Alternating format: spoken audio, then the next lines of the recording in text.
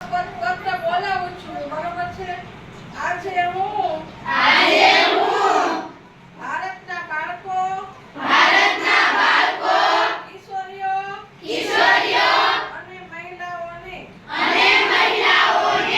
કુપોષણ મુક્ત, સ્વસ્થ અને સશક્ત કરવા ધ્યાન આપું છું. રાષ્ટ્રીય પોષણ માસ દરમિયાન